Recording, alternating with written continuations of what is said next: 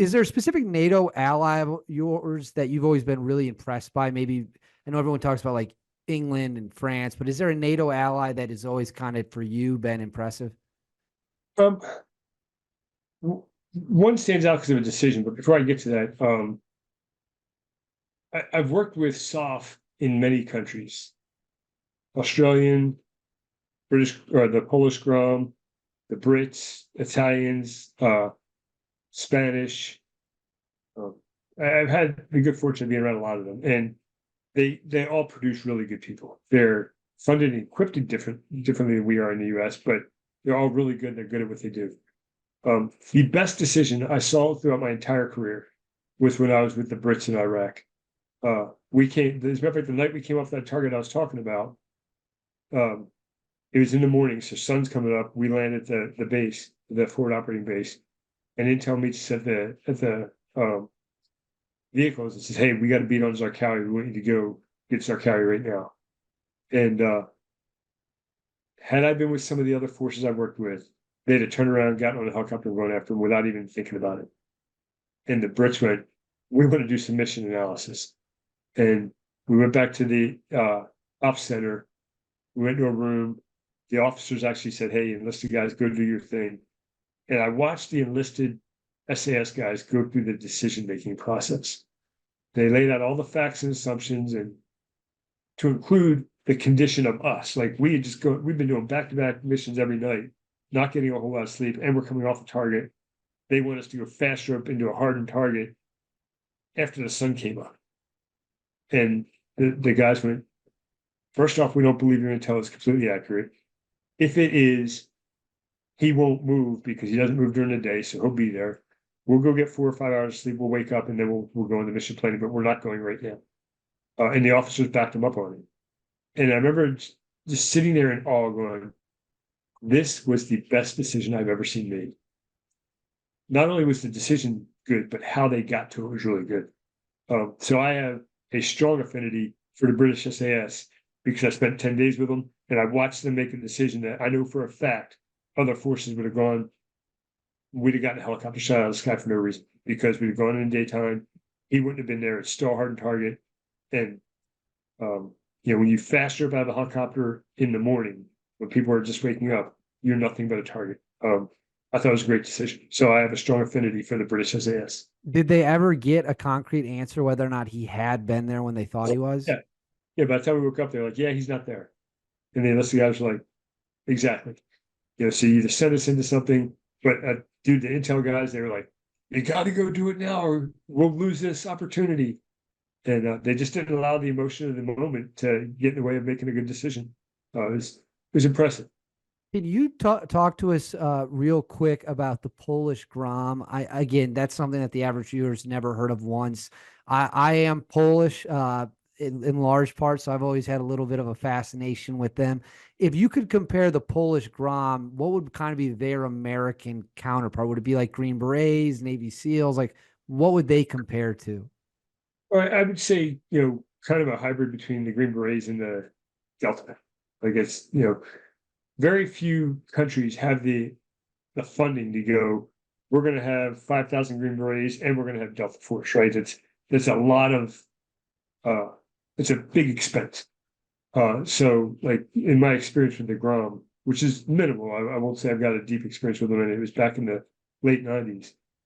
They had their big capability, but then they also had a counterterrorism capability. When we worked with them, it was very limited time. I think it was about a week, but extremely professional in what they were doing, very capable. Again, my experience with all the soft forces from all the nations I've worked with, they're all the same guys. They're guys who want to go do something. They're triple or quadruple volunteers, meaning they volunteer to join the military, they volunteer to jump out of airplanes, they volunteer to go through an assessment selection, and then if they go to the tier 1 level, they volunteer to go through that selection as well. And when you get to the end, the difference isn't the dude. The difference is how well funded, how well equipped, and what's the political landscape in their country. And I've got nothing but great things to say about all the soft forces, to include all the U.S. forces. Well, and that is a great segue to kind of we're winding down here. I just got a few questions left, but I always ask everyone who comes from a tier one element on this show the exact same question. People always have varying opinions, but they like to have fun with it. Delta versus SEAL Team 6 is obviously a very classic rivalry in the military community. You've had the opportunity to serve at the tier one level, and you know both organizations very well. So you are one of the few humans who can give an opinion unbiasedly because you're not part of either, but you work with them. How would you compare and contrast those two units? Yes, I'll use a different term just because I think it's more specific. I embedded with them, right? I lived with them for 6 months at a time, both pre-deployment and alert and deployment. When it comes to being on target and you go, hey, I got to go capture, kill somebody, they're both wonderful options. They're both great organizations. They have different strengths and weaknesses. I would say Delta Force has a stoicism about them. That is, they are stoics as an organization. The first day I went over to pull alert with them, a teammate of mine who was introducing me to the guys I was working with takes me over and introduces me. We're talking, and he walks out of the room, and a Delta operator walks in, and he just stands there and looks at me. And he doesn't say hi. He doesn't say, hey, welcome to the team. He just standing there looking at me. And I found it to be odd. I think a lot of people get uncomfortable in silence, and I don't. So I just stood there and looked back at him.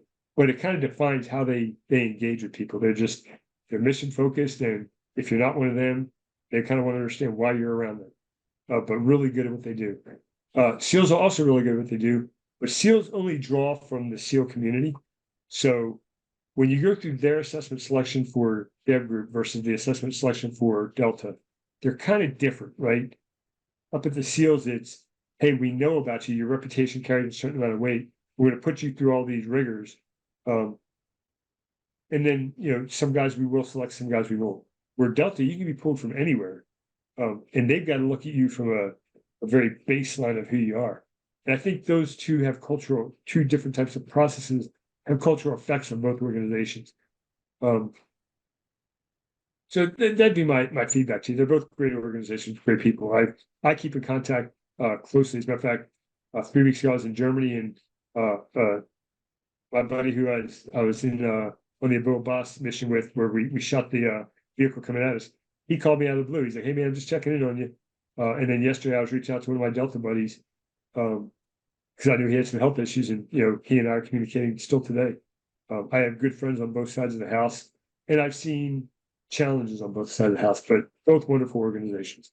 If there is, again, because I think you can provide an unbiased answer, is there a mission where you could think of that only one or the other to be chosen for? Like, if we had to do this, we would always go with DevGru.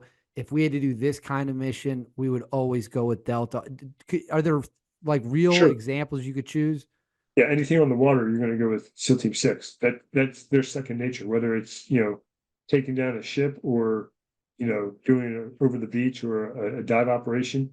A team of divers at Delta Force, it's not in their DNA. They may have the certification, but they don't live, eat, and breathe it. And there are a lot of land missions that Delta Force does that the SEALs wouldn't be involved in. The SEALs, through 2 decades in Afghanistan and Iraq, have become better land warfare operators, and they're very capable. But if you got to choose between Delta and SEAL Team 6, why wouldn't you take the people if that's their base mission? So absolutely, they both have unique missions. And this is how we're going to wrap up the this section before we get into the Combat Control Foundation. It's my understanding, based off of when we had our pre-interview discussion, you had the opportunity. You said no to both organizations at the end of your career. Is that correct? I did. Well, I was really towards the middle of my career when I was still at the 24th. We had our LNO up in Virginia.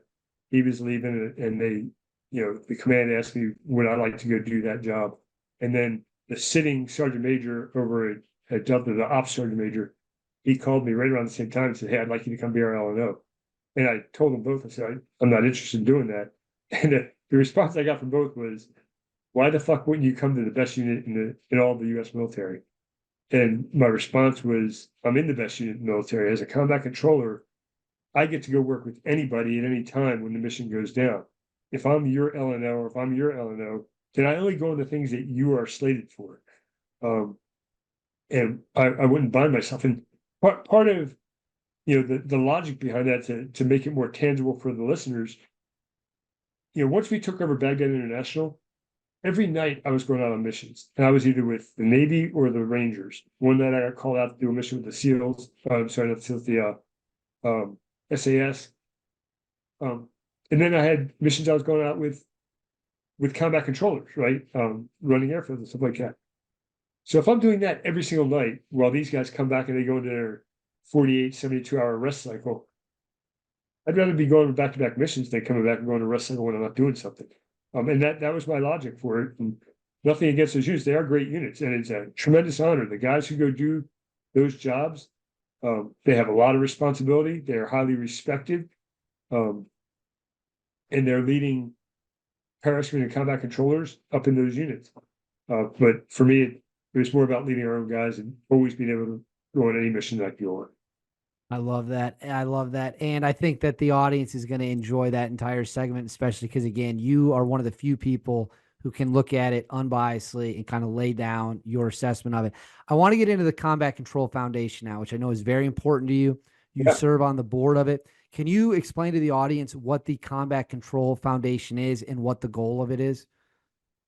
Yeah. So, the goal is to take care of our people. 2 decades of war, and then previous to that, I mean, we got our Vietnam era guys, we got our guys in the 80s, we got our guys who maybe didn't go to war, but have needs. We're there to help fill those needs. The VA and the civilian medical system can only do so much. And I'll give you an example. We got a call about 6 weeks ago. A former teammate of mine, he was having some issues and he was in a hospital. And his wife called us and said, they don't understand what he's done. So they don't understand how to handle him. They're treating him like a normal person off the streets, and he's not responding well to it. So I called Dre, our executive director. She's this wonderful person. Say, hey, here's what we got. We got on the phone with this guy's wife. And said, okay, tell us what's going on. She walked us through everything that's going on. Dre immediately reached out to a special operations specific organization that helps guys who are in this type of distress. Within a week, we had him in this new position, and as of yesterday, he's doing great. But in the regular civilian care system, he would have not gotten what he needed, and he was getting worse by the day. So our job is to, raise money and take care of our people. We have 4 pillars. We've got resilience, we've got health, we've got education, and we've got heritage. And they probably fall in that order, right? Resilience is more about dealing with things that have happened in the past, or preparing for things so that you're more equipped to handle them when they come at you. Health is clearly anything that has happened to you that the VA is not willing to help you with. Education, we do scholarships for family members of our operators.